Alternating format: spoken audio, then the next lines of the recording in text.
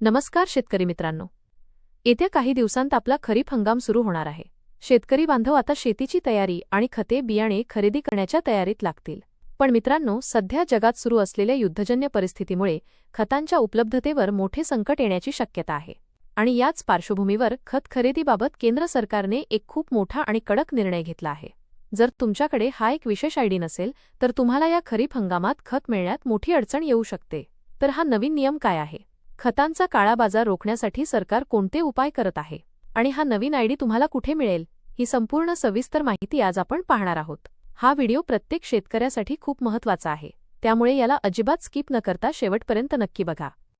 मित्रांनो, नुकतीच केंद्रीय कृषी मंत्री शिवराजसिंह चौहान यांच्या अध्यक्षतेखाली खरीप हंगामाच्या पूर्वतयारीचा आढावा घेण्यासाठी एक अतिशय महत्त्वाची बैठक आयोजित करण्यात आली होती. या बैठकीत एक मोठा निर्णय घेण्यात आला आहे. निर्णय हा आहे की आता राज्यात अनुदानित रासायनिक खतांचे वितरण करताना शेतकऱ्यांना ॲग्रीस्टॅगच्या माध्यमातून दिलेला शेतकरी ओळख क्रमांक म्हणजेच फार्मर आयडी दाखवणे अनिवार्य करण्यात आले आहे. सध्या देशभरात ॲग्रीस्टॅग योजना वेगाने लागू केली जात आहे. आपल्या महाराष्ट्रात मोठ्या प्रमाणावर शेतकऱ्यांचे फार्मर आयडी बनवले गेले आहेत. याच कारणामुळे संपूर्ण देशाचा पहिला पायलट प्रोजेक्ट म्हणून या नवीन नियमाची सुरुवात आपल्या महाराष्ट्रातून केली जाईल. आता तुमच्या मनात प्रश्न आला असेल की अचानक हा नियम का आणला गेला? मित्रांनो, आपण पाहत आहोत की सध्या जगाच्या अनेक भागांमध्ये युद्धजन्य परिस्थिती सुरू आहे. यामुळे खत बनवण्यासाठी आवश्यक असलेल्या कच्च्या मालाची मोठी कमतरता निर्माण होण्याची शक्यता आहे. अशा आणीबाणीच्या परिस्थितीचा फायदा घेऊन काही खत कंपन्या किंवा विक्रेते खतांचा मोठा काळाबाजार करू शकतात. तसेच युरिया किंवा DAP सारख्या मुख्य खतांसोबत इतर अनावश्यक खते शेतकऱ्यांवर लादणे म्हणजेच खत लिंकिंग सारख्या घटनाही वाढू शकतात. या सर्व चुकीच्या प्रथा आणि लिंकिंग पूर्णपणे रोखण्यासाठी आता खत खरेदी करताना फार्मर आयडीचा वापर अनिवार्य केला जात आहे. राज्याचे कृषी मंत्री दत्तात्रय भरणे यांनी स्पष्ट केले आहे की या ओळखपत्राच्या वापरामुळे खतांचे वितरण अतिशय अचूक, नियोजनबद्ध आणि पारदर्शक होईल, ज्यामुळे खऱ्या शेतकऱ्यालाच खत मिळेल.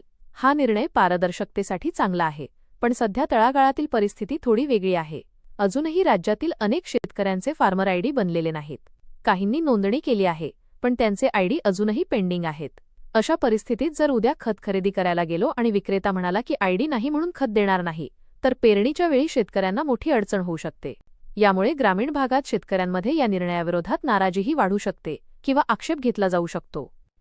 मित्रांनो, खरीपाच्या या धावपळीत खत न मिळण्याची वेळ येऊ नये यासाठी माझी तुम्हाला विनंती आहे की आजच आपला फार्मर आयडी बनवून घ्या. हा आयडी तुम्ही तुमच्या गावातील महा ई-सेवा केंद्रावर जाऊन मोफत बनवू शकता. यासाठी तुमचे आधार कार्ड आणि 7/12 उतारा लिंक असणे गरजेचे आहे. तसेच सरकारच्या अधिकृत वेबसाईट किंवा ॲपवर जाऊन EKYC पूर्ण करून तुम्ही स्वतःही हा आयडी मिळवू शकता. मित्रांनो, हा एक पायलट प्रोजेक्ट असल्यामुळे याचे काय परिणाम होतात आणि पुढे यात काय बदल होतात हे पाहणे महत्त्वाचे ठरेल. या संदर्भात कृषी विभागाकडून जसे नवीन अपडेट्स येतील ते मी तुमच्यापर्यंत नक्की पोहोचवण्याचा प्रयत्न करेन. सरकारचा फार्मर आयडी अनिवार्य करण्याचा हा निर्णय तुम्हाला योग्य वाटतो का? यामुळे खरोखरच खतांचा काळाबाजार थांबेल असे तुम्हाला वाटते का? तुमचे जे काही मत असेल ते खाली कमेंट करून नक्की सांगा.